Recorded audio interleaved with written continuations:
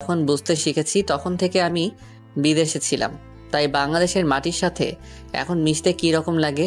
কিন্তু আমার প্রিয়তমা মৌকে এখনও দেখতে পেলাম না, তাই মৌকে হোয়াটসঅ্যাপে ফোন দিলাম। মৌ ফোন ধরে বলতে লাগলো, আমায় কষ্ট দিতে তোমার খুব ভালো লাগে তাই না? আমি কোথায় তোমাকে কষ্ট দিলাম? তাহলে আজকে আসার কথা ছিল, আসলে না কেন? আর এখন একটা বার ভিডিও কলে আসো নাই, তোমাকে খুব দেখতে ইচ্ছে করছে। না, সেটা পারবো না। আরও কয়েকদিন অপেক্ষা করো, তারপর দেখবে আমি তোমার কাছে চলে আসছি। শুধু অপেক্ষা করা লাগে? সে 10টা বছর থেকে তোমাকে দেখিনি, আর তুমি একবারও আমাকে দেখা দিলে না। এসব কথা বন্ধ করবে নাকি কল কেটে দিব? এই না না, আর বলবে না। এখন বলো কি করছো? এই তো ছাদে বসে আছি। ও আচ্ছা, তাহলে পরে কথা হবে, বাই। এই শোনো, এই টোট টোট টোট করে দিলাম। যাই দেখে আসি মহারানী ছাদে কি করে। ছাদে চলে গেলাম। সেখানে গিয়ে ছাদের চারিপাশ খুব সুন্দর আর অনেক রকম ফুল গাছ লাগানো। ছাদের পশ্চিম পাশে দেখি মৌ একা দাঁড়িয়ে আছে, আকাশের দিকে তাকিয়ে কি যেন ভাবছে, আর চোখে হয়তো নোনা জলে টলমল করছে। মৌ আমাকে দেখেনি, তাই আমি ছাদের পূর্ব প্রান্তে চলে গেলাম। মৌকে এভাবে দেখে আমারও খুব কষ্ট লাগছে। বড্ড ইচ্ছা করছে আমার প্রিয়তমাকে বুকের সাথে জড়িয়ে ধরতে, কিন্তু না, তা করা যাবে না, না হলে সারপ্রাইজ থাকবে না। আমি এসব ভাবছি তখন পিছন থেকে মৌ বলল, এই এখানে আপনি কে? কি বলবো ভেবে পাচ্ছি না। আমার ভাবার মাঝে আবারও বলল, কি হলো, কথা বলেন। আমি কিছু বলতে যাব তখন নিশি চলে আসলো। আসলে আপু, উনি খুব ভালো, আমাদের উপরের ফ্ল্যাট উনি ভাড়া নিয়েছেন। ও আচ্ছা, তা আপনার নাম কি? এই রে খাইছে ধরা, এখন নাম কি বলবো? যদি জামিল বলি তাহলে হয়তো চিনে যাবে। ধ্যাত, এদেশে কত জামিল আছে, কে কার নামে জানে। কি হলো, নামটা বলবেন না? জি, আমার নাম কাব্য জামিল। ও আচ্ছা, থাকেন, আমি গেলাম। আর ছাদে এসে কখনো আমার ফুলগুলো ছিঁড়বেন না। জি আচ্ছা। মৌ চলে গেল। নিশি আমার কাছে আসলো। ভাইয়া, তুমি একা কেন? তোমার আব্বু আম্মু কোথায়? আরে বোন, আমার আম্মু আব্বু গ্রামে থাকেন। ও, তাহলে এখানে কি করার জন্য আসলে? এখানে চাকরি করব তাই। ও আচ্ছা। আচ্ছা নিশি, তোমাকে একটা কথা বলি। ভাইয়া বলেন। এই ফুলের বাগানটা কার? একটা আপু লাগিয়েছে আমার এক ভাইয়ের জন্য। তোমার কি ভাইয়া আছে? আছে। কোথায় সে? আর আমার ভাইয়া কান্নাটাতে থাকে, আর ওনার সাথে আপুর বিয়ে হবে। তাই আপু বলেছে ভাইয়া কি কয়েকদিনের মধ্যেই চলে আসবে, তাই আপু ফুল গাছগুলিকে খুব যত্ন করে রাখছে। ও আচ্ছা, এখন তুমি নিচে যাও, সন্ধ্যা হয়ে যাচ্ছে। যাচ্ছি। নিশি চলে গেল। আমিও ছাদ থেকে নেমে মাগরিবের নামাজ পড়তে চলে গেলাম। মাগরিবের নামাজ পড়ে রুমে এসে আব্বু আম্মুর সাথে কথা বললাম। রাত্রে 9টার দিকে হোটেলে গিয়ে খেয়ে এসে শুয়ে পড়লাম। পরের দিন ঘুম থেকে উঠে দেখি মৌ আমার রুমের দরজা ধাক্কাচ্ছে। দরজা খুলে দেখি মৌ দাঁড়িয়ে আছে। মুখটা একটু শুকনো শুকনো লাগছে, আর চোখগুলো লাল হয়ে আছে। মনে হয় রাত্রে ঘুমায়নি পাগলিটা। এই জমিদার সাহেব, আম্মু পাঠিয়েছে। জি বলেন কি? আম্মু বলেছেন সকালের নাস্তা আমাদের বাসায় করবেন। জি ঠিক আছে। মৌ চলে গেল। ঘুম থেকে উঠে আজকে পাগলিটাকে দেখলাম। মনটা এখন খুব হালকা লাগছে। ওয়াশরুমে চলে গেলাম। সেখানে ফ্রেশ হয়ে কাপড় চোপড় পরে নিচে চাচ্চুর মানে মৌদের বাসায় চলে আসলাম। এখনও এখানে আসছি থেকে চাচ্চু আর ছোট আম্মুকে দেখিনি। মৌদের বাসায় চলে আসলাম। বাসার কলিং বেলটা টিপ দিতেই নিশে এসে দরজা খুলে দিল। ভাইয়া কেমন আছো? এই তো আলহামদুলিল্লাহ ভালো, তুমি কেমন আছো? ভালোই আছি। এসে ভিতরে এসো। ভিতরে ঢুকে দেখি ড্রয়িং রুমে ছোট আব্বু আর মৌ বসে আছেন। আসসালামু আলাইকুম চাচ্চু, বড় বলে ডাক দিলাম না। ওয়ালাইকুম আসসালাম। বাবা কেমন আছো? আলহামদুলিল্লাহ ভালো, আপনি কেমন আছেন? এই তো বাবা, ভালোই আছি। কিচেন থেকে ছোট আম্মু আসলেন। আসসালামু আলাইকুম আন্টি। ছোট আম্মু বলে ডাক দিলাম না, যদি বুঝে যান। ওয়ালাইকুম আসসালাম। বাবা কেমন আছো? জি আন্টি আলহামদুলিল্লাহ ভালো, আপনি কেমন আছেন? এই তো বাবা ভালো আছি। তোমার আম্মু আব্বু কেমন আছেন? জি আলহামদুলিল্লাহ ভালো। আচ্ছা এখন এসো, সবাই নাস্তা করি। তারপর নাস্তা করতে টেবিলে বসলাম। ছোট আম্মু অনেক আদর যত্নে নাস্তা পরিবেশন করালেন। নাস্তা খাওয়ার সময় মৌকে দেখলাম অন্যমনস্ক। মৌয়ের চোখের দিকে তাকিয়ে এসব ভাবছি, তখন মৌও আমার চোখের দিকে তাকালো। চোখে চোখ পড়তে আমি আমার চোখটা নামিয়ে নিলাম। নাস্তা শেষ করে আমি আমার উপরে চলে গেলাম, আর ছোট আব্বু আর মৌ কলেজে চলে গেল, আর সাথে করে নিশিকে নিয়ে গেল। নিশিও এই কলেজের পাশের একটা স্কুলে 7ম শ্রেণীতে পড়ে। আর আপনাদেরকে আগে বলে রাখি, মৌ যে কলেজে পড়ে সেই কলেজের প্রিন্সিপাল হলেন ছোট আব্বু, মানে মৌয়ের বাবা। পুরো বাসা ফাঁকা, বাসার গেটে শুধু দারোয়ান আঙ্কেল, আর বাসায় আমি আর ছোট আম্মু। মনে মনে ভাবলাম ছোট আম্মুকে আমার পরিচয়টা দিয়ে দেই, কারণ এই ছোট আম্মু আমাকে ছোটবেলায় অনেক আদর যত্ন করেছেন। যেই ভাবা সেই কাজ। আবারও ছোট চাচুদের বাসায় গেলাম। দরজাটা আগে থেকে খোলা ছিল, তাই আর কলিং বেলে চাপ দিতে হয়নি। ড্রয়িং রুমের ভিতরে গিয়ে দেখি ছোট আম্মু টিভিতে সিরিয়াল দেখতেছেন। মেয়ে মানুষদের এই একটাই কাজ, তারা শুধু সিরিয়াল দেখতে ব্যস্ত থাকে। ছোট আম্মু আমাকে দেখে বললেন, কি বাবা, কোনো প্রয়োজন আছে? পায়ে ধরে সালাম করে বললাম, অনেক প্রয়োজন আছে, তাই তো দেশে আসলাম। মানে কিসের দেশ? আর তুমি আমাকে সালাম করলে কেন? আরে ছোট আম্মু, তুমি কি তোমার এই ছেলেটাকে চিনলে না? ছোট আম্মু বলছো? আমাকে তো একজনই ছোট আম্মু বলে ডাকে, আর সে হলো আমাদের জামিল। আমার ফোন থেকে আম্মু আব্বুর সাথে আমার ছবি দেখিয়ে বললাম, আমাকে কি তোমার সেই জামিল মনে হয় না? আরে বাবা জামিল, তুমি কত বড় হয়ে গেছো, আর কত কিউট আমার পাগল ছেলেটা। ছোট আম্মু, অনেকদিন থেকে তোমাদেরকে সামনাসামনি দেখিনি। আর আমরা যে তোমাকে সামনাসামনি তো দূরের কথা, কখনো ছবির মাঝে দেখিনি। আচ্ছা ছোট আম্মু, মৌদের কলেজ কোথায়? আমি তো দেশে নতুন আসলাম, তাই চিনি না। এই জন্য ছোট আম্মুকে বললাম, আপনারা আবার আমাকে বোকা বলিয়েন না। এখন কলেজ রাখো, আমি সারাদিন বাসায় একা একা থাকি, আর আজকে আমার একটা ছেলেকে পেলাম। তোমার চাচ্ছু তারা আস্তে আস্তে বিকেল হয়ে যায়, তাই আজকে আমরা মা ছেলে মিলে গল্প করব। কালকে তোমাকে কলেজে পাঠাবো, তারপর সব কিছু ঘুরে দেখে আসবে। ছোট আম্মু, বাবা বলো। তুমি কিন্তু মৌকে আমার কথা বলতে পারবে না। কেন রে বাবা? আমার মেয়েটা তোমাকে না দেখে খুব কষ্ট পাচ্ছে। তুমি কি চাও মৌ আরো কষ্ট পেত? আর বেশি দিন না, 2-3 দিন মাত্র, তারপর সব বলে দিব। আচ্ছা বাবা, তোমার ইচ্ছে। এই তো আমার লক্ষ্মী শাশুড়ি আম্মু। এই আমাকে শাশুড়ি বলবে না, ছোট আম্মু বলে ডাকবে, না হলে কিন্তু আমার মেয়েকে তোমার হাতে দিব না। ও আচ্ছা, আমি তোমাকে সবসময় ছোট আম্মু বলে ডাকবো। এই তো আমার লক্ষ্মী ছেলে। এইভাবে আরো অনেকক্ষণ কথা বললাম। তারপর আমার রুমে এসে ওয়াশরুমে ঢুকে শাওয়ার নিলাম। রুমে এসে কাপড় পরে একটু বাইরে ঘুরতে গেলাম। বাইরে থেকে বাসায় এসে ঘুমিয়ে পড়লাম। আসরের আজানের সুরে আমার ঘুম ভাঙলো, তাই ঘুম থেকে উঠে আসরের নামাজ পড়তে গেলাম। নামাজ শেষে দেখি ছোট আব্বুও নামাজ পড়ে বের হচ্ছেন। আমাকে দেখে একটু মুচকি হাসি দিলেন। আমি আর সেদিকে লক্ষ্য না করে অন্যদিকে চলে গেলাম। রাস্তায় ফুটপাত দিয়ে হেঁটে যাচ্ছিলাম, তখন একটা ছেলের সাথে হঠাৎ ধাক্কা লাগে। তখন আমি বললাম, সরি ভাই, দেখিনি। না ভাই, সমস্যা নেই, আসলে দোষ আমার, খেয়াল করতে পারেন। এতক্ষণ নিচের দিকে চেয়ে চেয়ে কথা বলছিলাম, আর যখন ওই ছেলেটার মুখের দিকে তাকালাম তখন তো আমি টাসকি খেয়ে গিয়েছি। সে হলো মাহিম। আমরা ছোটবেলায় একসাথে খেলাধুলা করতাম, আর আমাদেরও হোয়াটসঅ্যাপে কথা হতো। আরে মাহিম তুই? জি আমি মাহিম, কিন্তু আপনি আমাকে চিনলেন কিভাবে?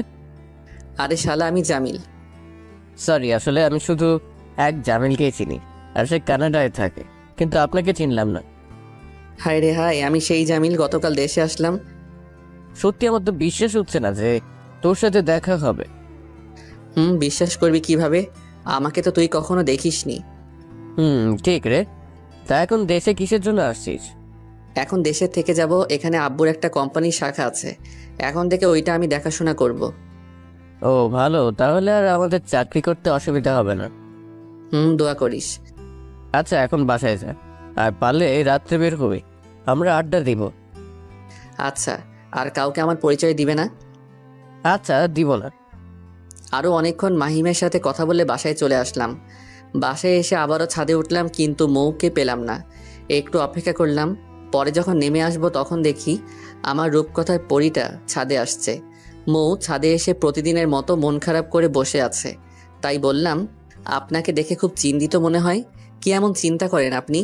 মৌ আমার কথা শুনে একটু রাগান্বিত হয়ে বলল, আপনি কিভাবে জানলেন যে আমার মন খারাপ? না, আসলে কালকে থেকে আপনাকে দেখতেছি ছাদে এসে একা একা দাঁড়িয়ে থাকেন, তাই ভাবলাম হয়তো আপনার মন খারাপ। না, আমার মন খারাপ নেই।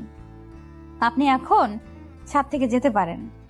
আমি ছাদে এসেছি আমার কাপড়গুলো নেওয়ার জন্য। কাপড় নিয়ে চলে যাব। যদি আপনার মন খারাপ থাকে তাহলে বলতে পারেন। শুনেছি কাউকে কষ্টের কথা বললে সেই কষ্টটা একটু হলেও হালকা হয়। আমার কোনো কষ্ট নেই, যাকে বলবো সে পাশে নেই, তাহলে আপনাকে বলে কি করব? আমাকে দেখে কি সেই মানুষটা মনে হয় না? কি কি বললেন আপনি? হ্যাঁ, আপনি সেই মানুষ মনে করব? আপনি কি জানেন আমি যার কথা বলছি সে হলো আমার কলিজার টুকরা, যাকে এত ভালোবাসি, কিন্তু তাকে এখন পর্যন্ত দেখিনি। আর আপনি বললেন কি? আপনি কি তাকে না দেখে এত ভালোবাসলেন? সেও কি আপনাকে ভালোবাসে? আমার বিশ্বাস জামিলও আমাকে ভালোবাসে। আমার নামও কিন্তু জামিল। তো আপনার নাম জামিল হলে কি হলো? জামিল কি আর কারো নাম হতে পারে না? হতে পারে, তবে সেটাও যদি আমি হয়ে যাই। কি সব আবল তাবল বলছেন? আপনি কি সেই জামিল? ও সরি, আসলে আমি এতক্ষণ আপনাকে হাসানোর জন্য এসব বলেছি। আর আপনার হাসিটাও মাশাআল্লাহ। ও তাই? আপনি তো ভালো হাসাতে পারেন। আচ্ছা, সন্ধ্যা হয়ে গেল, আমি রুমে গেলাম, আর আপনিও চলে যান। যান। আমি আমার রুমে চলে আসলাম, আর মো ওর নিজের রুমে চলে গেল। রাত্রের খাবার শেষে 10টার দিকে হোয়াটসঅ্যাপে মৌকে কল দিলাম। হ্যালো। কেমন আছো? এই তো আছি বিন্দাস, তুমি কেমন আছো? আমি কেমন আছি তা যদি বুঝতে তাহলে আমাকে না দেখা দিয়ে থাকতে না। শুনেছি সবুরে ফলটা মিষ্টি হয়। শুধু কথা বলতে পারো আর কিছুই পারো না। আর কি পারার দরকার আছে বলো? আমাকে দেখা দেওয়ার কি দরকার নেই?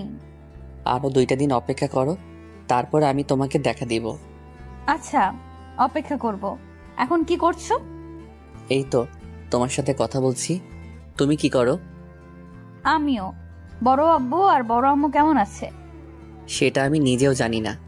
আমি তোমার কাছে আর তারা কানাডায়, এত দূর থেকে আমি কিভাবে জানবো? কি হলো, কথা বলো। এই তো আলহামদুলিল্লাহ ভালোই আছেন। ছোট আম্মু আর ছোট আব্বু কি করেন? এই তো ভালোই। এরকম আরো অনেকক্ষণ কথা বলে ফোনটা রেখে ঘুমিয়ে পড়লাম। পরের দিন সকালে ঘুম থেকে উঠে ফ্রেশ হয়ে নিলাম। একটু পরে মাহিম কল দিল। গতকালকে তাকে আমার নতুন নাম্বার দিয়ে এসেছিলাম। কলটা আমি রিসিভ করলাম।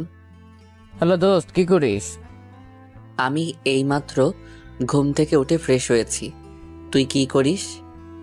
এই তো কলেজে যাওয়ার জন্য বের হলাম। কোথাও বের হবি নাকি আমার সাথে কলেজে যাবে? কোথাও বের হব না, কিন্তু আমি তোর সাথে কলেজে গিয়ে কি করব? আমার তো লেখাপড়া এই বছর শেষ হলো। আরে তা তো জানি, আর আমারও তো পড়ালেখা শেষ।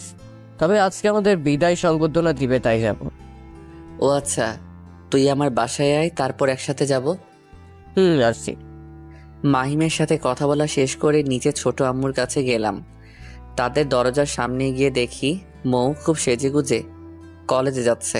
আমাকে দেখে বলল, জামিল সাহেব আমাদের বাসায় যে। কেন আসতে পারি না? আরে আমি কি তাই বললাম? আচ্ছা ভেতরে যান, আম্মু আর নিশি আছে। আপনি কোথায় যাচ্ছেন, তাও আবার সেজেগুজে? আজকে কলেজে একটা অনুষ্ঠান, তাই আমরা সকল বান্ধবীরা একরকম ড্রেস পরে যাচ্ছি। ও ভালো, আচ্ছা যান। মৌ চলে গেল। আমি ভিতরে ঢুকে গেলাম। ভিতরে গিয়ে দেখে নিশি ড্রয়িং রুমে টিভি দেখছে, আর ছোট আম্মু কিচেনে। ছোট আম্মুর কাছে গিয়ে গল্প করতে লাগলাম। তখন আবার মাহিম কল দিল। এই বন্ধু, আমি তোর বাসার নিচে। ও আচ্ছা, ভিতরে আয়।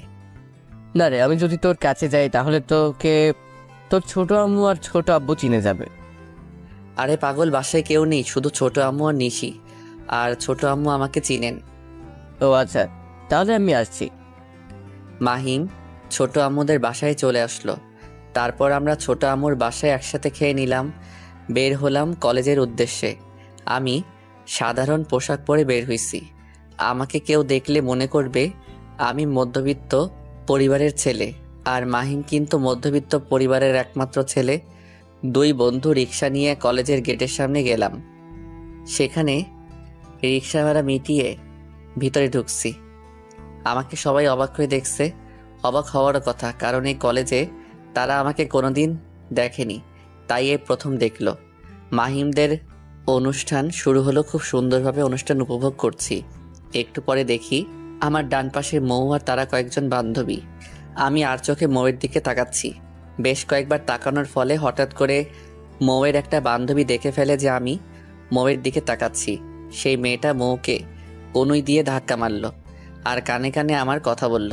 মৌ দেখে আমার দিকে তাকাচ্ছে, তাই আমি আবারও অনুষ্ঠান দেখায় মনোযোগ দিলাম। মৌ হয়তো ভাবছে আমি এখানে কিভাবে আসলাম। অনেকক্ষণ পর অনুষ্ঠান শেষ হলো। অনুষ্ঠান শেষে আরেক বিপদ দেখা দিল। কলেজের ক্যাম্পাসে মাহিমদের ব্যাচের একটা ছেলে মৌকে সকলের সামনে হাঁটু গেড়ে প্রপোজ করে বসলো। আমি এটা দেখে আমার মাথাটা কোনো মতে স্থির করে রাখলাম। মাহিমও ব্যাপারটি বুঝে গেল। মাহিমকে জিজ্ঞাসা করলাম ছেলেটার নাম কি। সে বলল ছেলেটির নাম রকি। আমি মৌয়ের দিকে লক্ষ্য করে একটু কাছে গেলাম। কাছে যাওয়ার কারণ হলো যে মৌ কি বলে সেটা দেখব। রকি প্রপোজ করার পর মৌ বলল, দেখুন রকি ভাই, আমি আপনার সাথে প্রেম করতে পারবো না। কেন মৌ? আমি তোমাকে সেই 2টা বছর থেকে তোমার পিছে পিছে ঘুরছি, কিন্তু তুমি আমাকে পাত্তাই দাও না কেন? আমি কি আপনাকে বলেছি যে আমার পেছনে ঘুরতে? আমি এসব জানি না মৌ, আমি শুধু তোমাকেই ভালোবাসি। দেখুন রকি ভাই, আমি আপনাকে ভালোবাসতে পারবো না, আর আপনি আমার পথ ছাড়ুন। সবাই দেখছে।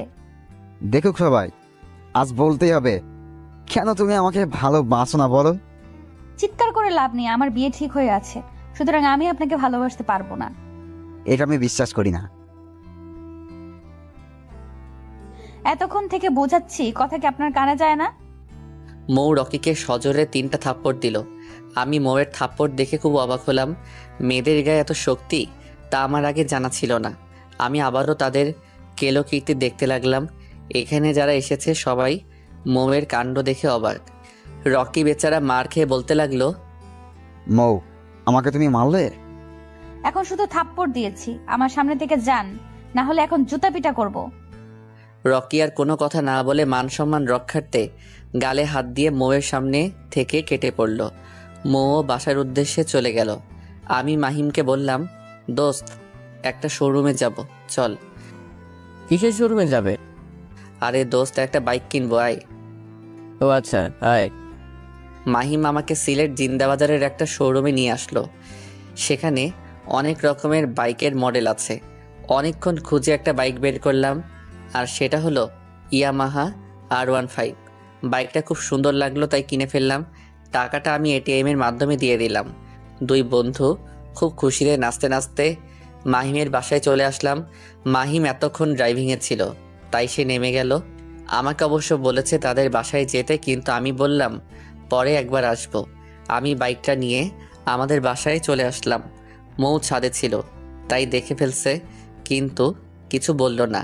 আমার রুম যেহেতু উপরে, তাই বাইকটা উপরে নেওয়া যাবে না, তাই ছোট আম্মুকে বলে তাদের বাসার একটা রুমে রেখে আমি উপরে আমার রুমে চলে গেলাম। রুমে এসে ফ্রেশ হয়ে একটা ঘুম দিলাম। ঘুম থেকে উঠে দেখি 5:30 বেজে গেছে, তাই তাড়াতাড়ি ফ্রেশ হয়ে মাগরিবের নামাজে পড়তে মসজিদে চলে গেলাম। আজকে আর ছাদে যাইনি। এভাবে দেখতে দেখতে 3 দিন চলে গেল। আজকে মৌয়ের বান্ধবী মারিয়ার বিয়েতে সবাই যাবে। নিশি আর ছোট আব্বু ছোট আম্মু সবাই বিয়েতে যাবে। আসলে এখানে আমাদের সপরিবারে দাওয়াত আছে, কিন্তু আব্বু আম্মু দেশের বাইরে থাকার কারণে শুধু ছোট আব্বু তারা যাচ্ছেন। আর হ্যাঁ, মৌয়ের বান্ধবী হলেও মারিয়া কিন্তু আমাদের বংশের, মানে আমার বোন লাগে। তাই আজকে সকালে ঘুম থেকে উঠে বাইকটা নিয়ে বেরিয়ে পড়লাম একটা জুয়েলার্সের দোকানে। গত রাত্রে আব্বু ফোন করে বলে দিয়েছেন যেন আমি বিয়েতে যাই, আর যাওয়ার সময় মারিয়ার জন্য দামি একটা গিফট নিতে। তাই জুয়েলার্সের দোকানে আসলাম একটা নেকলেস নিতে। 2 লক্ষ টাকা দিয়ে একটা নেকলেস নিলাম, আর সেটা একটা নর্মাল প্যাকেজে ভরে নিলাম। আর উপহারের প্যাকেজের উপর হালকাভাবে আমার নামটা লিখে দিলাম, যে নামে আমাকে এখানকার সবাই চিনেন, জামিল আহমেদ। কাব্য জামিল হলো ছন্দ নাম। আর একটা ফুলের দোকান থেকে ছোট্ট একটা গোলাপ কিনে নিলাম। গোলাপ দিয়ে আজকে মৌকে প্রপোজ করব, তাই গোলাপ নিলাম।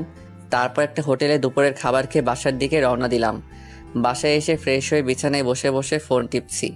তখন ভাবলাম নিশিকে ডাক দেই। নিশিকে ডাক দিয়ে আমার রুমে নিয়ে আসলাম। হ্যাঁ ভাইয়া, কি জন্য ডাকলে বলো? কেন, আমি কি ডাকতে পারি না? আমি কি বলেছি যে তুমি আমাকে ডাকতে পারো না? তুই তো খুব পেকে গিয়েছিস। জানি। তা চকলেট খাবে? ওয়াও, তোমার কাছে চকলেট আছে? আছে। আচ্ছা, আমাকে দাও। নিশিকে কয়েকটা চকলেট দিলাম।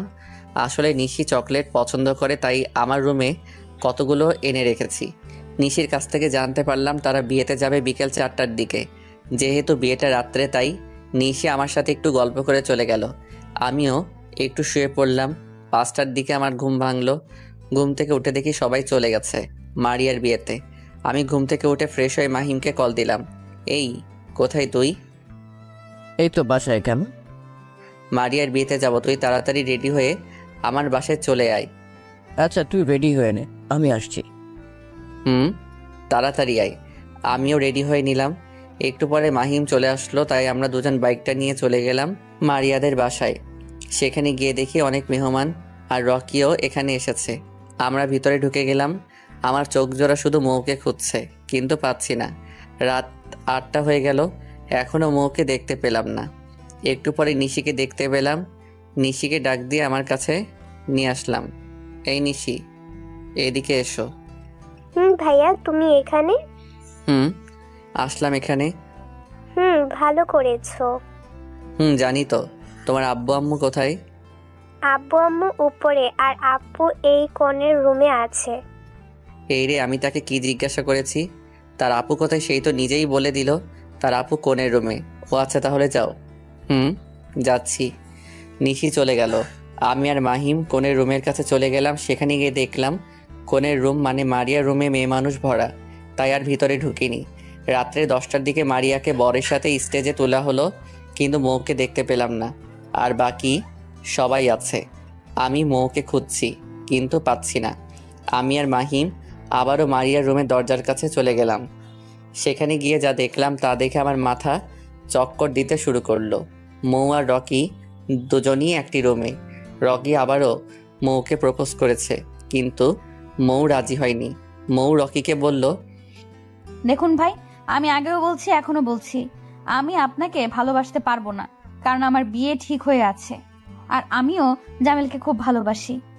আমি 2টা বছর ধরে ভালোবাসি।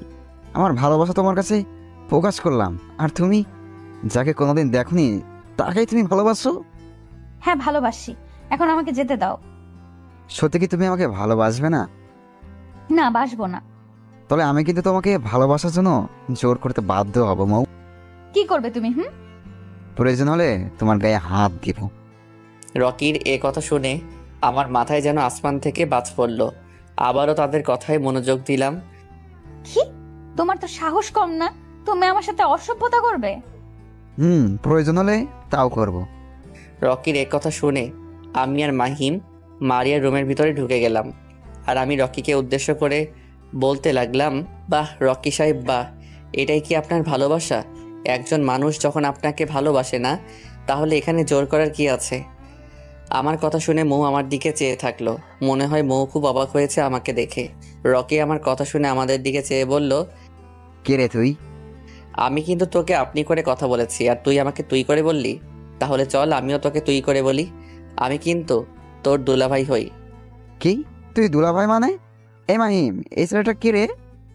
রকি আর মাহিম তারা কলেজের পরিচিত। এই যে বললো না তোর দুলাভাই। শালা তুইও এইটার সাথে? আমিও এটার সাথে। তুই মেয়েকে বিরক্ত করছিস কেন? একে বিরক্ত করলে তোর কি?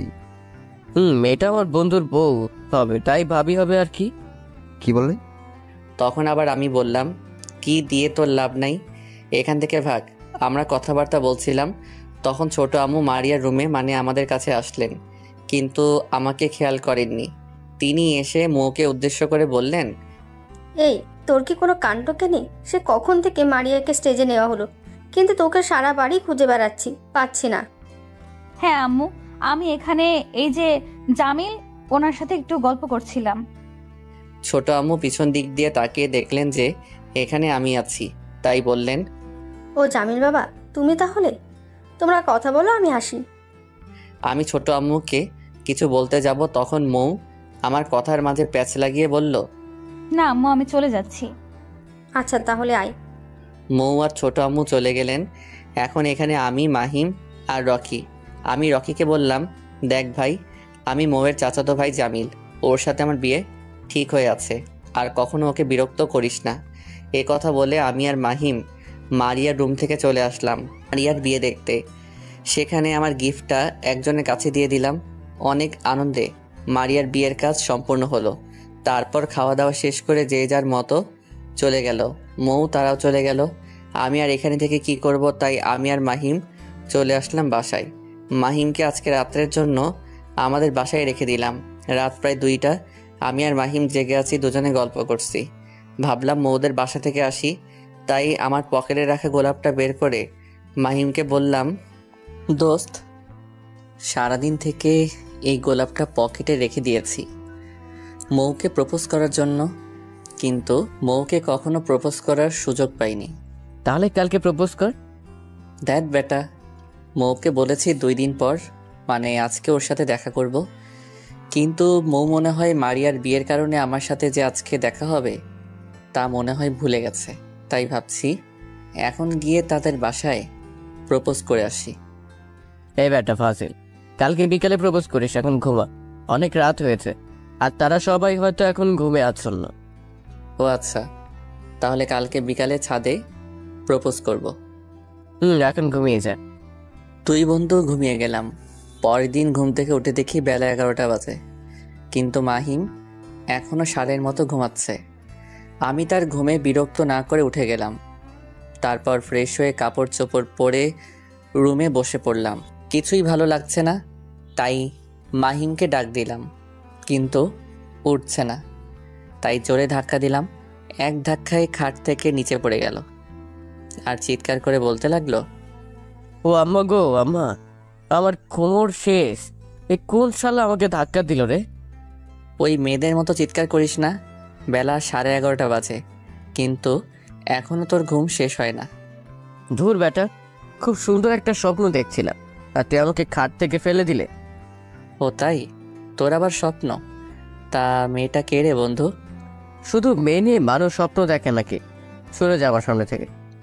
ও বাবা রে বাবা, তুই দেখছি মেয়েদের মতো ভালো চেতস। মাহিম আমার কথায় আর কান্না দিয়ে ওয়াশরুমে চলে গেল।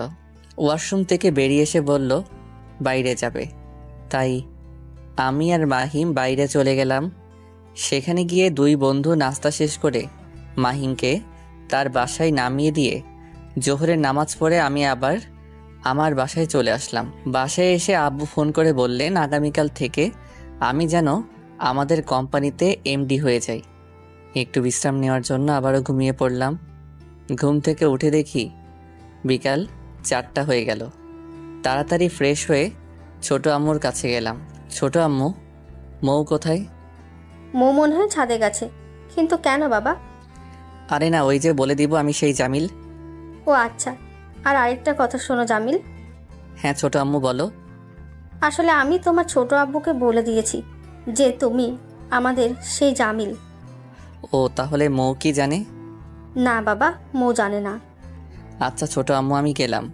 আমি আবারও আমার রুমে চলে আসলাম। সেখান থেকে গোলাপ ফুলটা নিয়ে ছাদে উঠে গেলাম। ছাদের এক কোণে মৌ বসে বসে ফোন টিপছে, আর আমি কিছু না বলে বিপরীত প্রান্তে দাঁড়িয়ে রইলাম।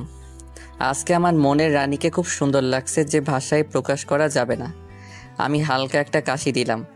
আমার কাশির শব্দ শুনে মৌ পিছনে ফিরে আমাকে দেখে বলল, আরে জামিল সাহেব, আপনি আবার কখন ছাদে আসলেন? এই তো সবে আসলাম। তা কি করেন ছাদে বসে? কি করব, এই তো ফোন টিপছি আর আপনার কথা ভাবছি। ও তাই, আমার কথা কি ভাবছেন? এই যে গতকাল আপনি আর মাহিম ভাই না থাকলে রকি হয়তো আমার সর্বনাশ করতো। ও এইসব বাদ দেন। কিভাবে বাদ দিব? আর আপনাকে আমি ধন্যবাদ দিয়ে ছোট করব না, তবে আপনার কাছে চিরকৃতজ্ঞ হয়ে থাকব। কৃতজ্ঞতার কিছু নেই। আমিও আপনার কাছে এমন কিছু চাইব যে আপনি দিতে বাধ্য থাকিবেন। কি কি এমন চাইবেন যে আমি আপনাকে দিতে বাধ্য থাকিব? আমি আমার পকেট থেকে গোলাপ ফুলটা বের করে হাতে নিলাম মৌ আমার হাতের দিকে লক্ষ্য করলো, কিন্তু কিছু বলল না। গোলাপটা স্বাভাবিকভাবে মৌয়ের হাতের দিকে বাড়িয়ে দিয়ে সরাসরি বলেই দিলাম, ভালোবাসা কোথা থেকে আসে তা আমি জানি না, তবে এইটুকু বলতে পারি আমার মনের মাঝেও প্রেম ভালোবাসা আছে। তবে এইসব প্রেম ভালোবাসা আমি আপনার জন্য বরাদ্দ করলাম। যেদিন প্রথম আপনাকে দেখেছি সেদিন থেকে আমি আপনাকে অনেক ভালোবেসে ফেলেছি। আশা করি আপনিও। আমি অদমের ভালোবাসাটা গ্রহণ করবেন। I love you. মৌ কি বলবে ভেবে পাচ্ছে না, তারপরে বলল, আসলে আমি কি ভাববো সেটাও ভেবে পাচ্ছি না।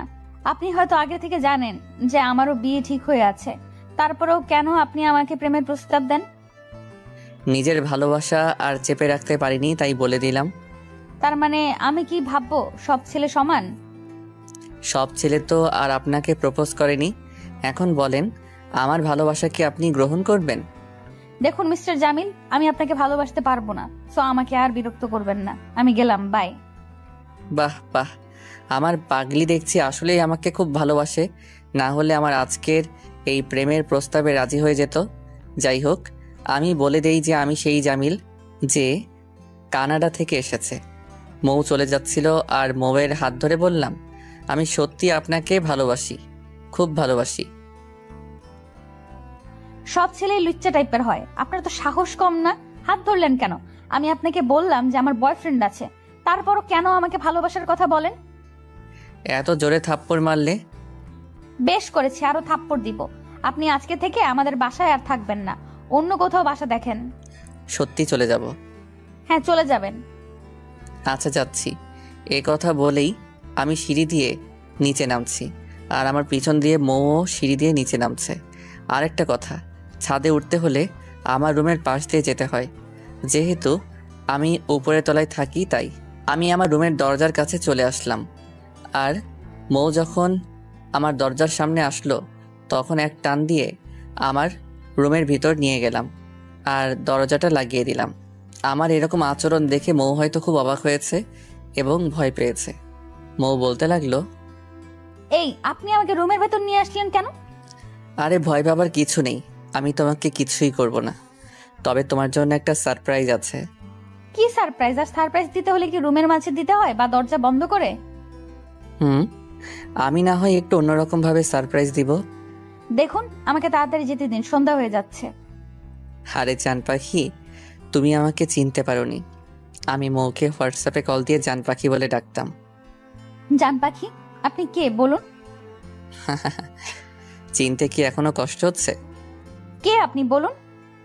আমি আর কিছু না বলে পাগলিটাকে জড়িয়ে ধরলাম, কিন্তু পাগলিটা আমাকে ছাড়াবার চেষ্টা করছে, কিন্তু পারছে না। তাই মৌকে বললাম, আমি তোমার সেই ভালোবাসা যার জন্য তুমি এতদিন অপেক্ষা করেছিলে। তার মানে কি তুমি সেই জামিল? রে পাগলি, সবাই জানে আমার নাম জামিল আহমেদ, কিন্তু তুমি তো জানতে আমার গল্পের আইডিতে আমার ছদ্মনাম কাব্য জামিল। তারপরও সেদিন চিনতে পারলে না। এখন মৌ আমাকে আরো শক্ত করে জড়িয়ে ধরলো যেন আমি ছুটে না যাই, আর কান্না করে যাচ্ছে। তুমি তো এতদিন আমার পাশে থেকেও আমাকে কেন কষ্ট দিলে? তুমি তো দেখেছো আমি তোমাকে ছাড়া কতটা অসহায়। জানি, আমিও খুব কষ্ট করে থেকেছি। আমারও ইচ্ছা ছিল তোমাকে আমার পরিচয় দিব, কিন্তু দেইনি। ভাবছি একটু সারপ্রাইজ দেই। তোমাকে না জেনে থাপ্পড়টা মেরেছি, তুমি আমাকে ক্ষমা করে দাও প্লিজ। আমি তো জানতাম না এটা আমার সেই জামিল। আমি মৌয়ের চোখের পানি আমার হাত দিয়ে মুছে দিলাম আর বললাম, ধুর পাগলি, এখানে কান্না করার কি আছে? আমি কিছুই মনে করিনি। তারপরও আমাকে ক্ষমা করে দাও, আর কখনো এরকম করব না। আচ্ছা যাও, ক্ষমা করলাম। এখন একটু হাসি দাও। থাক, পারবো না। আচ্ছা লাগবে না, এখন রুমে যাও, পরে কথা বলবো। রুমে যাব মানে? তুমিও আমাদের রুমে আসো, আব্বু আমার সাথে পরিচিত হও। ছোট আম্মু আমাকে চিনেন, আর তোমার আব্বু জানেন যে আমি তোমাদের সেই জামিল। হায় হায়, এ ছেলে বলে কি? সবাই জানে, শুধু আমি জানি না? সবাই জানে, তবে নিশি হয়তো জানে না। ও আচ্ছা, তাহলে এই পাকনাটা শুধু জানে না। যদি জানতে পারে তাহলে আমার মাথা খেয়ে ফেলবে। নিশি জানলে কিভাবে তোমার মাথা খাবে? সেটা তুমি বুঝবে না। আজকে থেকে তুমি আমাদের সাথে থাকবে, আমাদের সাথে খাবে, কেমন? সেটা তোমার বলা লাগবে না, তবে তোমাদের সবার সাথে খেতে পারবো না। তুমি আর আমি একা একা খাবো। তুমি আর আমি একা একা কেন খাবো? এই যে তুমি আমাকে বাচ্চাদের মতো খাওয়াবে। মিয়া সাহেব বলে কি তিনি নাকি বাচ্চা, দেখতে লাগে 70 বছরের বুড়ো। ও তাই নাকি? আচ্ছা আমি গেলাম। যাও, আমি তোমাদের বাসায় আসছি। মৌ দরজার সামনে চলে, সেখান থেকে আমাকে আবার ডাক দিল। এই যে আমার ভবিষ্যৎ। কি গো? তুমি আসলে বুড়ো না, খুব কিউট। এ কথা বলে চলে যায়। আমি রুমে বসে পড়লাম। সময় প্রায় সন্ধ্যা 7টা পার হয়ে গেছে। বিছানায় শুয়ে শুয়ে মোবাইল টিপছি। রাত প্রায় 9টার সময় নিচে ছোট আম্মুর কাছে গেলাম। তাদের বাসায় কলিং বেল টিপ দিলাম। নিশি এসে দরজা খুলে দিয়ে আমাকে জড়িয়ে ধরে বলল, ওই জামিল ভাই, তুমি খুব খারাপ। আমি কি তোমার বোন না? তুমি আমাদের সেই জামিল, সেটা আগে বললেই কি হতো? আরে বোন, আমি কি তোকে আমার বোনের মতো আদর করিনি? এখন থেকে বেশি করে আদর করবে কিন্তু। অনেক আদর করব। তুমি আমার একমাত্র বোন, তাই বেশি করে আদর করব। মনে রাখবো। আচ্ছা চলো ভিতরে যাই। নিশিকে কোলে নিয়ে নিলাম। ড্রয়িং রুমে দেখি কেউ নেই। মৌ হয়তো ওর রুমে, আর ছোট আব্বু ওনার রুমে। তাই সোজা কিচেনে চলে গেলাম। সেখানে গিয়ে দেখি আমার শাশুড়ি আম্মু রান্না করছেন। নিশিকে নামিয়ে দিয়ে ছোট আম্মুকে বললাম, আজকে থেকে মেয়ের জামাইকে একটু আদর করে খাওয়াবে কিন্তু। তার মানে আজকে মৌকে সব বলে দিয়েছো? বলে দিয়েছি। তাই তো বলি, আমার মেয়ের মনে আজকে এত রং লাগলো কেমনে? আচ্ছা ছোট আম্মু, আমি একটু মৌয়ের রুমে যাই। বাবা, আমার মেয়ের জন্য এত টান? আরে ছোট আম্মু, তা না, আসলে কি? আচ্ছা যাও, মৌ ওর রুমে আছে, ওর কাছে যাও। মৌয়ের রুমে দরজার কাছে এসে দেখি কি যেন লেখালেখি করছে, হয়তো কলেজের কোনো কাজ।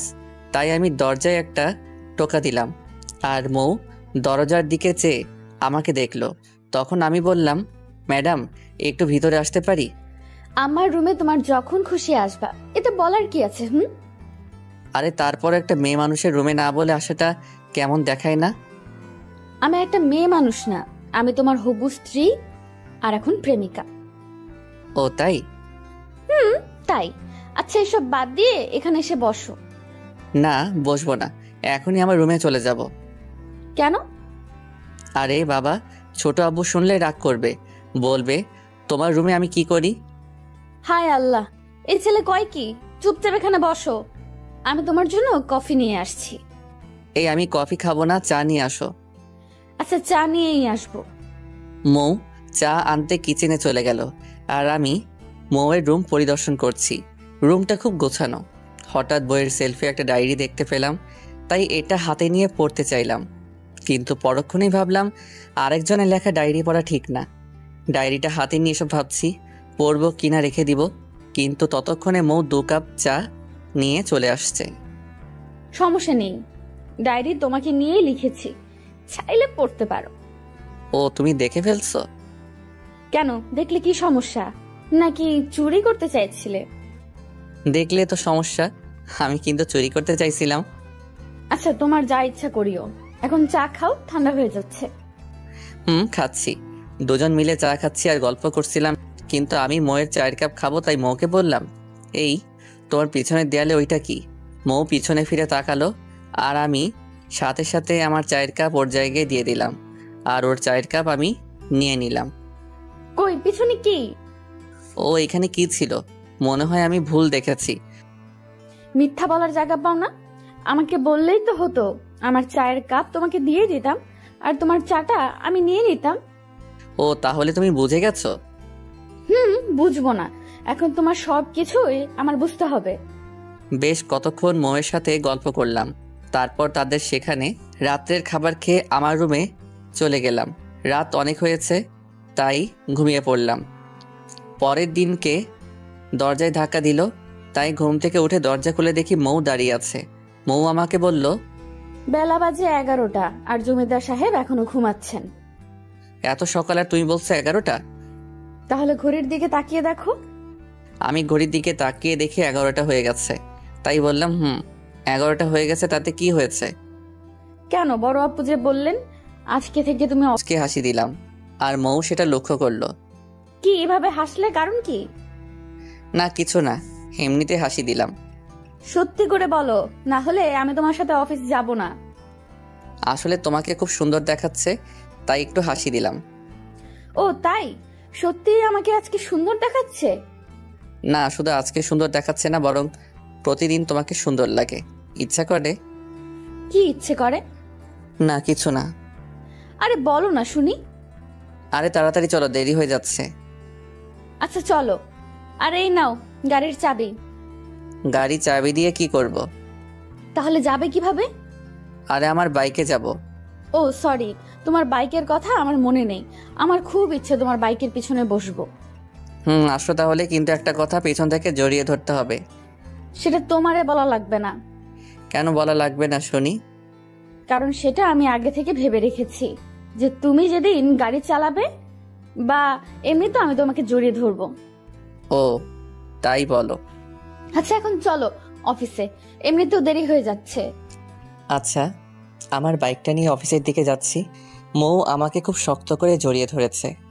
আমি পথ চিনি না, তাই মৌ আমাকে যেদিকে দেখিয়ে দিচ্ছে আমিও সেদিকেই যাচ্ছি। অবশেষে আমি অফিসে চলে আসলাম।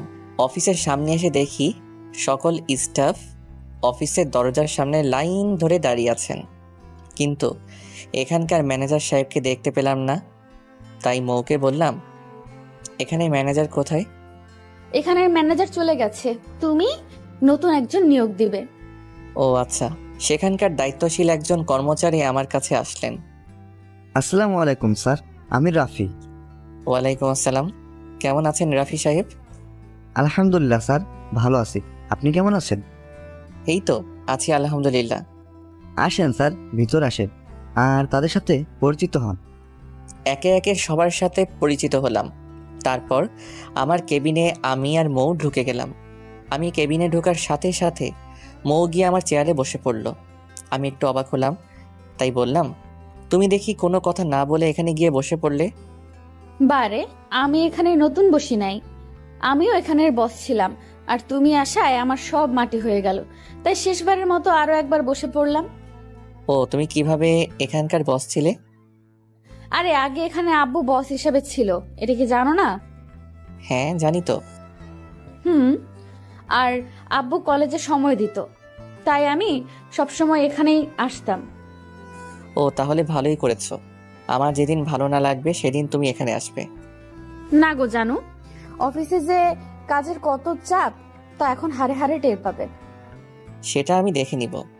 আমি আর মৌ কথা বলছিলাম, তখন আমার কেবিনে আবারও রাফি সাহেব আসলেন। স্যার, ভিতরে আসতে পারি? জি আসুন। মৌ রাফি সাহেবকে দেখে চেয়ার থেকে উঠে গেল, তাই সেই চেয়ারে আমি বসলাম। স্যার, একটা কথা বলবো?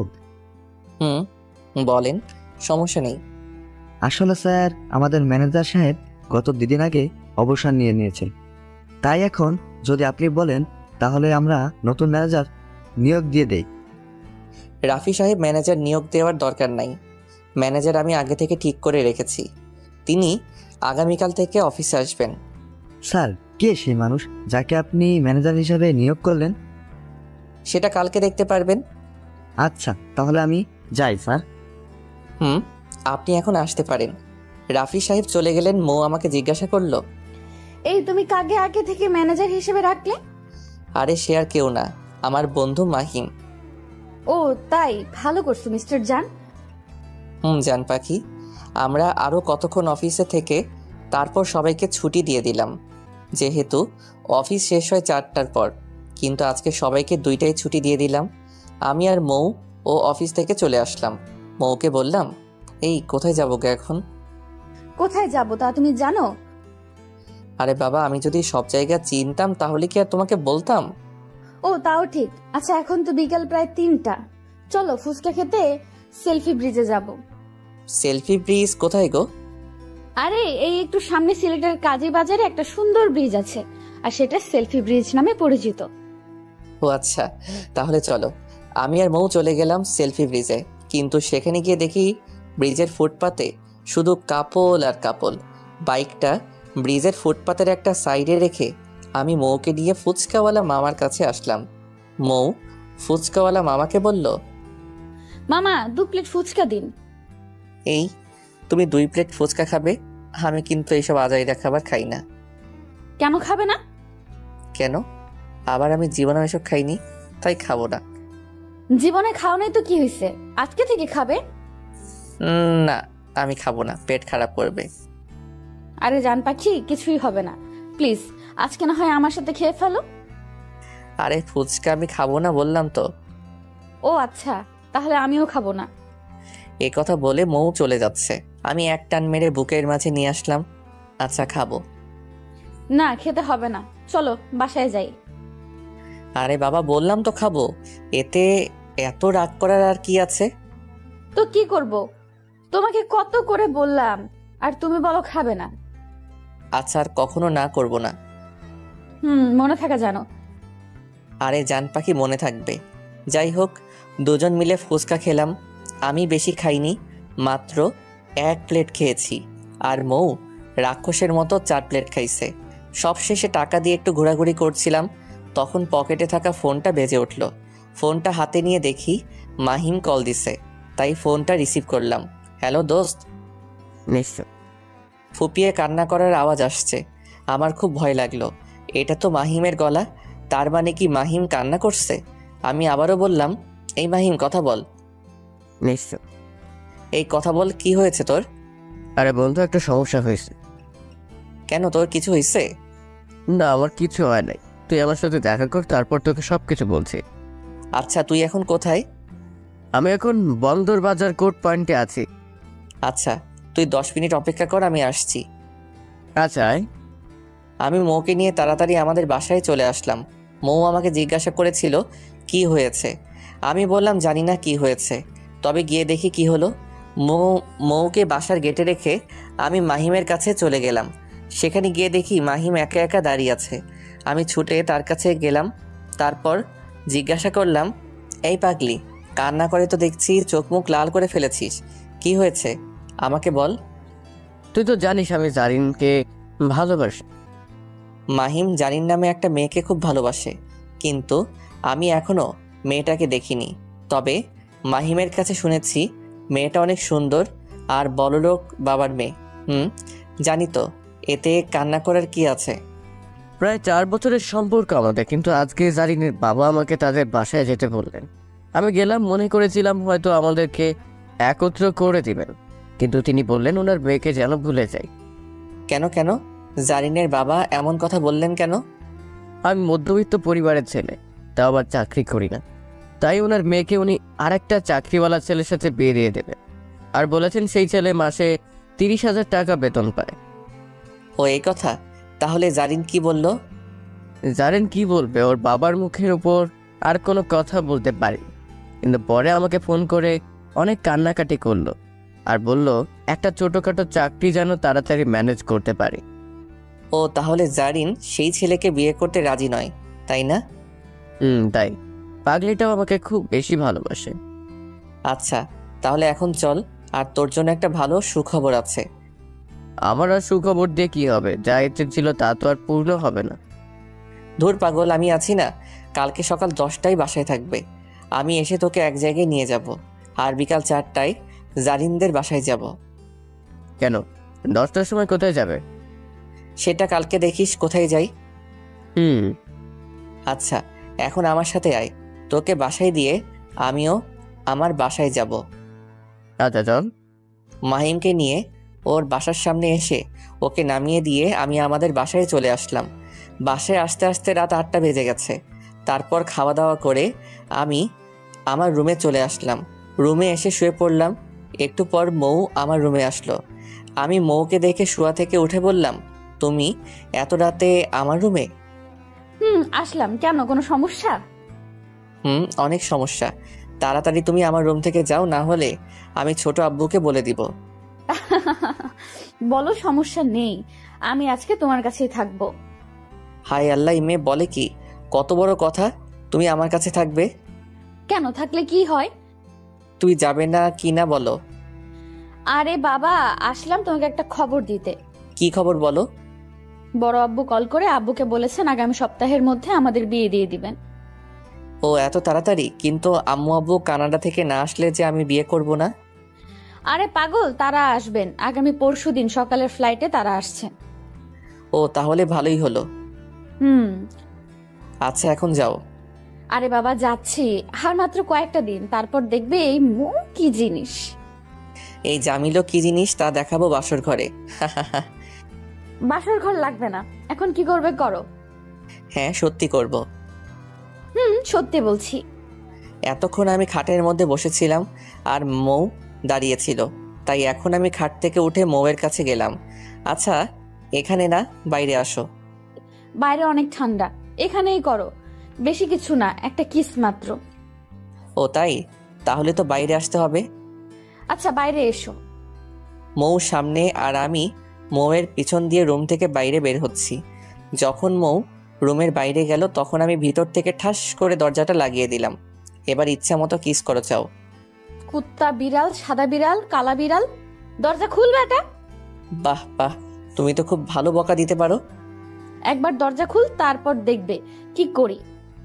দরজা খোলার জন্য তো আর লাগাইনি। মনে থাকে জানো, কালকে দেখে নিব। আচ্ছা দেখা যাবে। দেখা যাবে। বেটা সাদা বিড়াল, আমি গেলাম। মৌ চলে গেল আর ওর বকা শুনে আমার খুব হাসি পাচ্ছে। আমাকে কোনোদিন তুই করে কথা বলেনি আর আজকে অনেক বকা দিল। আসলে যে যাকে সত্যিকারে ভালোবাসে সে তাকে অনেক বকাঝকা করে, আবার দিন শেষে এক হয়ে যায়। আমি খাটে গিয়ে শুয়ে পড়লাম। পরের দিন ঘুম থেকে উঠে তাড়াতাড়ি অফিসে যাওয়ার জন্য রেডি হচ্ছি, তখন মাহিম কল দিল। হ্যালো দোস্ত। কিরে কোথায় তুই? আমি বাসায় আছি, তুই একটু অপেক্ষা কর, আমি আসছি। তাড়াতাড়ি আয়, আমি আমাদের বাসার নিচে। আচ্ছা থাক, আসছি। রুমের দরজা খুলে বাইরে আসলাম। বাইরে এসে সিঁড়ির দিকে চেয়ে দেখি নিশি আমার দিকে আসছে। এই ভাইয়া, তুমি কালকে আমার জন্য চকলেট নিয়ে আসোনি কেন? ও সরি রে বোন, আমার মনে ছিল না, আজকে আসার সময় নিয়ে আসবো। বেশি করে আনবে। আর আপু তোমাকে নাস্তা করার জন্য ডাকছে। ছোট আম্মু আর ছোট আব্বু কোথায়? তারা একটু নানুর বাসায় গিয়েছে, নানু অসুস্থ তাই দেখার জন্য। খাইছে রে। এখন যদি নাস্তা করতে যাই তাহলে মৌ আমাকে আস্ত রাখবে না। গত রাত্রে মৌ বলেছিল সে আমাকে দেখে নিবে। কি হলো ভাইয়া, আসো। আচ্ছা নিশি বোন আমার, তুমি যাও, আমি আসছি। আচ্ছা ভাইয়া, তাড়াতাড়ি আসো। নিশি চলে গেল আর আমি তাদের রুমে না গিয়ে বাইকটা নিয়ে তাড়াতাড়ি মাহিমের বাসার নিচে চলে আসলাম। সেখান থেকে মাহিমকে নিয়ে একটা হোটেলে নাস্তা করে অফিসে আসলাম। অফিসে এসে মাহিমের কাছ থেকে সকল কাগজপত্র নিলাম আর অ্যাডভান্স 60,000 টাকা দিলাম। মাহিম টাকা দেখে বলল, এই এত টাকা দিলা কেন আমাকে? দিলাম। আজকে থেকে তুই আমার অফিসের ম্যানেজার আর তোর বেতন হলো 60,000 টাকা। সত্যি বলছিস বন্ধু? দেখ আমি তোর বন্ধু না, আমাকে আজকে থেকে স্যার বলে ডাকবে। কি, তোকে সত্যি স্যার বলে ডাকবো? ডাকবে। আচ্ছা স্যার, এখন বলেন আমি কি করতে পারি? দেখ পাগল, তুইও সত্যি সত্যি আমাকে স্যার বলে ডাকলি। তুই তো বললে তাই। আরে পাগল, আমি এমনিতেই মজা করলাম, তুই আমাকে সবসময় বন্ধু ভেবে কথা বলবি। আচ্ছা বলবো, এখন বল আমার কাজ কি? তোর কাজ বুঝিয়ে দিচ্ছি। রাফি সাহেবকে ডাক দিলাম আর বললাম মাহিমকে যেন তার কাজ বুঝিয়ে দেন। রাফি সাহেব মাহিমকে নিয়ে তার কেবিনে চলে গেলেন আর আমি আমার কেবিনে বসে বসে কাজ করছি। একটু পর আমার ফোনে কল আসলো। ফোনের দিকে চেয়ে দেখি মৌ আমাকে কল দিচ্ছে। রিসিভ করলাম। হ্যালো। নাস্তা করে গেল না কেন? ও আসলে অফিসের সময় হয়ে গেছে তাই নাস্তা করতে পারিনি। তুমি আমার সাথে মিথ্যা কথা বলো। আরে মিথ্যা না, সত্যি বলছি। জানি কি রকম সত্যি বলছো। কি এমন দোষ করলাম যার জন্য নাস্তা না করে চলে গেলে? কত কষ্ট করে তোমার জন্য নাস্তা বানালাম আর তুমি আমাকে না বলে অফিসে চলে গেলে। ওই জান পাখি, আমি তো জানতাম না যে তুমি নাস্তা বানিয়েছো। আচ্ছা আর এরকম হবে না। তাড়াতাড়ি বাসায় আসিও, বাইরে কোথাও যাবে না। পাগলিটা আমাকে খুব ভালোবাসে। যেই মেয়ে কখনো কিচেনে ঢুকেনি সে আমার জন্য নাস্তা বানালো আর আমি তাকে না বলে অফিসে চলে আসলাম। সত্যি পাগলিটা হয়তো খুব কষ্ট পেয়েছে। যাই হোক, অফিসে কাজ করতে করতে প্রায় 3টা হয়ে গেল, তাই মাহিমের কেবিনে চলে আসলাম। সেখান থেকে মাহিমকে সাথে নিয়ে জারিনদের বাসায় চলে গেলাম, কিন্তু জারিনের বাবা এখন অফিস থেকে বাসায় আসেননি। আজকে রাত 8টা হবে বাসায় আসতে, তাই আমি আর মাহিম চলে আসলাম। আসার সময় জারিনকে আর জারিনের আম্মুকে মাহিমের চাকরির খবরটা দিয়ে আসলাম। তারা বলেছে কালকে যেন মাহিমের আব্বু আম্মু তাদের বাসায় যান। আমি বাসায় এসে দেখি নিশি ড্রয়িং রুমে বসে আছে। তাকে কতটা চকলেট দিয়ে জিজ্ঞাসা করলাম, নিশি বোন, ছোট আম্মু ছোট আব্বু কোথায়? তারা আজকে আসবে না, নানু নাকি আসতে দিচ্ছে না। ও আচ্ছা, মৌ কোথায়? মৌ আপু ওর রুমে শুয়ে আছে। তুমি নাস্তা করে যাওনি বলে আপু সকাল থেকে এখনো কিছু খায়নি। কি? আমি সোজা মৌয়ের রুমে চলে গেলাম। সেখানে গিয়ে দেখি মৌ শুয়ে আছে। আমাকে দেখে মুখটা অন্যদিকে ঘুরিয়ে নিল। কয়েকবার ডাক দিলাম আমার দিকে তাকানোর জন্য, কিন্তু তাকালো না। তাই সোজা কোলে তুলে নিয়ে খাবার টেবিলে আসলাম। আমি কিচেনে থেকে খাবার এনে মৌকে মুখে তুলে দিলাম, কিন্তু পাগলিটা খাচ্ছে না। হা করো বলছি।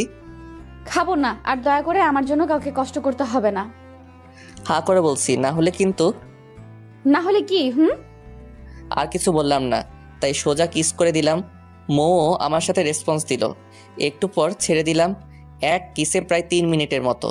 আহারে, কিস করতে কত মজা, দুজনই হাঁপাচ্ছি। তখন মৌ বলল, তুমি তো খুব ভালো কিস করতে জানো, এসো আরেকটা কিস করো। দেখ, আর করব না, এখন চুপচাপ খেয়ে নাও, আর আমারও খুব ক্ষুধা লাগছে। কি? তোমারও ক্ষুধা লাগছে? সে কথা আগে বলবে না পাগল। তুমি হা করো, আমি মুখে তুলে খাওয়াচ্ছি। তুমি তো খাওনি, আগে তুমি হা করো, আমি নিজ হাতে খাওয়াবো। আগে তুমি খাবে, তারপর আমি খাবো, না হলে কিন্তু খাবো না। আচ্ছা বাবা, আমি আগে খাচ্ছি। মৌ আমাকে আগে খাওয়ালো, আর পরে মৌ।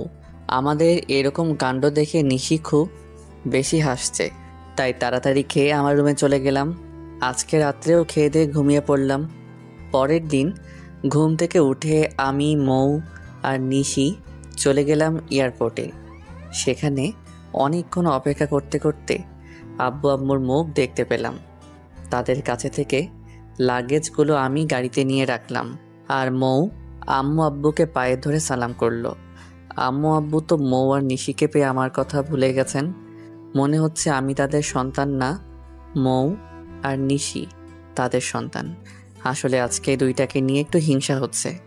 আম্মু আব্বু সহ সবাই গাড়িতে উঠে পড়লেন। আমি গাড়িটা এক টান দিয়ে বাসায় চলে আসলাম। বাসায় এসে দেখি ছোট আব্বু আর ছোট আম্মুও চলে আসছেন। আব্বু আজ তার ভাইকে প্রায় 10 বছর পর দেখলেন। তাদের কি পীড়িত। আজকে আমাদের বাসাটা খুবই আনন্দিত মনে হচ্ছে, কারণ সবাই আজকে বাসায়। আমি তাদের আনন্দিত দেখছি আর নিজেও খুব খুশি হচ্ছি। একটু পর আমার ভালো লাগছে না, তাই ছাদে চলে গেলাম। সেখানে শীতের হাওয়া খাচ্ছি। আমার পিছন থেকে হঠাৎ করে কে যেন জড়িয়ে ধরল। আমি পিছনে ঘুরে দেখি মৌ আমাকে জড়িয়ে ধরেছে। আমি কিছু বললাম না। পাগলিটাও মনে হয় আজকে খুব খুশি, আমাকে জড়িয়ে ধরে আছে আর বড় করে নিঃশ্বাস নিচ্ছে। ওর নিঃশ্বাস এসে আমার ঘাড়ে পড়ছে। আহা, কি এক অনুভূতি। একটু পর পাগলিটা বলল, এই পাগল, জান পাখি, তোমাকে আর কয়েকদিন পর কাছে পাবো। যেদিন বিয়ে হবে সেদিন কাছে পাবে।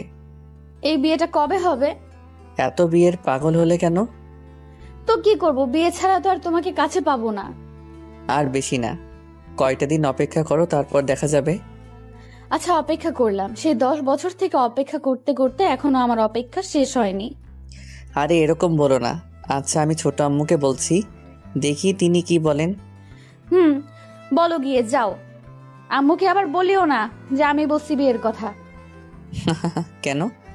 আমার কথা বললে ঝাড়ু পিটা করবে আমাকে। ভয়ও লাগে, তাই না? না, ভয় লাগে না, তবে লজ্জা লাগে। আর না হয় আম্মু কি ভাববে। এতক্ষণ মৌ আমাকে পিছন থেকে জড়িয়ে ধরেছিল, এখন আমি উল্টো দিকে ঘুরে মৌকে আমার বাহু ধরে আবদ্ধ করে নিলাম আর বললাম, আচ্ছা যাও, একটা দিন অপেক্ষা করো, তারপর ইয়ে হয়ে যাবে। এই ইয়েটা কি? ইয়েটা হলো বিয়েটা। ও আচ্ছা। এইভাবে আরো অনেকক্ষণ কথা বললাম। তারপর দুজনেই নিচে নেমে আসলাম। নিচে এসে দেখি সবাই ড্রয়িং রুমে বসে আছে। নিশি আমাদেরকে দেখে বলল, ভাইয়া, তুমি আর আপু ছাদে এখন কি করছিলে? নিশির কথায় আমি আর মৌ ভেবাচেকা খেয়ে গেলাম। এই শয়তান মেয়ে তো দেখছি আমাদের মান সম্মানের ফালুদা করবে। তখন আব্বু বললেন, আরে নিশি, চুপ থাকো, আর মৌ এদিকে এসো। বলো আপু, বললো। আমি দাঁড়িয়েছিলাম এতক্ষণ, তাই আব্বু আমাকে বললেন, এই চাপল, তুই তোর রুমে যা তো। হায় আল্লাহ, আব্বু এটা কি বলল? কি হলো, কথা কি কানে যায় না? হ্যাঁ হ্যাঁ, যাচ্ছি। আমি তো তোমাদের কেউ না, এখন এই মৌ তোমাদের সব। কথা বলে সেখান থেকে আমি চলে আসলাম। কিন্তু আব্বু আমাকে হঠাৎ করে এরকম কথা বলল কেন? আমি রুমে না এসে ড্রয়িং রুমের দরজার সামনে দাঁড়িয়ে রইলাম তাদের কথা শোনার জন্য। দেখি আব্বু মৌকে বলছে, মা, আমরা তোমাদের বিয়েটা আগামী শুক্রবারে ঠিক করেছি। এতে কি তোমার কোনো আপত্তি আছে? হায় আল্লাহ, আব্বু এটা কি বললো? আগামী শুক্রবারে নাকি আমার বিয়ে? হাতে মাত্র 3 দিন আছে। মৌ তো বিয়ের কথা শুনে মনে মনে লাফাচ্ছে, কিন্তু সেখানে সবার সামনে তো আর কিছু বলতে পারছে না। তারপরে বলল, বড় আব্বু, তোমাদের যা ইচ্ছা করেন, আমি এখানে অমত করার কি আছে? ও আচ্ছা মা, তাহলে তুমি এখন যাও, আর কালকে জামিলকে নিয়ে মার্কেটে যাও। আচ্ছা বড় আব্বু। মৌ ওর রুমে চলে গেল, আর আমিও আমার রুমে চলে গেলাম। দুপুরবেলার খাওয়ার জন্য নিশি এসে আমাকে ডেকে গেল, তাই আমি নিচে চলে গেলাম। সেখানে গিয়ে দেখি সবাই টেবিলে বসে আছে, শুধু মৌ বাদে। আমিও গিয়ে বসে পড়লাম টেবিলে। একটু পর মৌ এসে আমার সামনের চেয়ারে বসলো। আমরা সবাই খাওয়া শুরু করলাম। অর্ধেক খাওয়া শেষে হঠাৎ করে পায়ের মাঝে কে লাথি দিল, আর আমি সাথে সাথে বললাম, আহ ও মাগো। আমার চিৎকার শুনে সবাই আমার দিকে চেয়ে থাকলো। ছোট আম্মু বলল, বাবা, কি হয়েছে তোমার? কি বলবো ভেবে পাচ্ছি না। মৌয়ের দিকে চেয়ে দেখলাম খুব হাসছে, আর আমাকে চোখ টিপ মারলো। তার মানে মৌ আমাকে লাথি দিল। শালি খুব জোরে একটা লাথি দিল আমাকে। কি রে, কথা বলিস না কেন? কি হয়েছে? ও আমি বলেছি ইলিশ মাছ খাবো না, তারপরও ইলিশ মাছ রান্না করলে আমার গলায় কাটা লেগেছে, তাই চিৎকার করেছি। ও এখন কি কাটা আছে? না, মনে হয় চলে গেছে। পাগল একটা। আমি খাওয়া শেষ করে রুমে চলে গেলাম। আমার খুব রাগ হচ্ছে। শয়তান্নি কত জোরে একটা লাথি দিল। রুমে বসে বসে ফোন টিপছি, তখন মৌ আমার রুমে আসলো। কি হয়েছে, এখানে আসলে কেন? ভালো লাগছে, আসছি। ভালো লাগছে তাই না? হুম। খাওয়ার সময় পায়ে লাথি দিলে কেন? ভালো লাগছে তাই। আচ্ছা, খাটে এসে বসো। আচ্ছা, বসলাম। মৌ খাটে যখন বসলো, তখন আমি উঠে রুমের দরজাটা বন্ধ করে দিলাম। মৌ আমার এই কাণ্ড দেখে বলল, দরজা লাগাতে হবে না, আমি তোমার কাছেই এসেছি। না, তারপরে লাগিয়ে দিই। দরজা লাগিয়ে মৌকে খুব জোরে শক্ত করে জড়িয়ে ধরলাম। মৌ কোনো নড়াচড়া করলো না, সেও আমাকে জড়িয়ে ধরলো। তারপর ওর চুলের পিছনে আমার এক হাত রেখে আর আরেক হাত ওর কোমরে রেখে লম্বা করে একটা কিস দিলাম। এক সময় ওকে ছেড়ে দিলাম। কতক্ষণ ছিলাম জানি না, তবে খুব ভালো একটা অনুভূতি লাগলো। মৌকে কিস করার পর ছেড়ে দিলাম। ভেবেছিলাম পাগলি চলে যাবে, কিন্তু না, কান্না করে আমাকে আরো শক্ত করে জড়িয়ে ধরলো। ওর কান্না আমি সহ্য করতে পারি না, তাই বললাম, জান পাখি কান্না করেছো কেন? আরে এটা দুঃখের কান্না না, এটা সুখের কান্না। যখন তুমি বিদেশে ছিলে আর আমার সাথে খাটাসের মতো কথা বলতে, তখন আমি ভাবতাম তুমি হয়তো একটু রোমান্টিক না। ও এই কথা। আসলে সেই সময় তোমার সাথে এরকম কথা বলেছিলাম যাতে দেশে এসে তোমাকে একটা সারপ্রাইজ দিতে পারি। যখন বিদেশ ছিলাম তখন ওর সাথে একদম ভালোভাবে কথা বলতাম না। এইভাবেই ভালোবাসিও আমাকে। খুব ভালোবাসবো।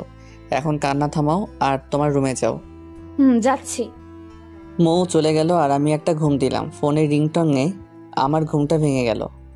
ফোনটা নিয়ে দেখি মাহিম কল দিছে, কিন্তু আমি রিসিভ করতে করতে কল কেটে গেল, তাই আমি আবার তাকে কল দিলাম। হ্যালো। কিরে, কি করস? এই তো এখন পুরোটাই ভালো আছে। তুই কি করিস? এই তো ঘুমিয়েছিলাম। ও আচ্ছা, শোন, একটা খবর দিব তোকে। বল। আমার আর জারিনের বিয়ে আগামী মাসে। তোর অগ্রিম দাওয়াত রইল। ও, অগ্রিম অভিনন্দন ও শুভেচ্ছা। আর আমারও সামনে শুক্রবারে বিয়ে, তোদের পরিবারের সবার দাওয়াত। ও এত তাড়াতাড়ি? আর শুনলাম আঙ্কেল আন্টি তারা এসেছেন। একবার বাসায় এসে দেখে যাস। আসবো। এখন তাহলে ভালো থাক, আমি কাজে আছি।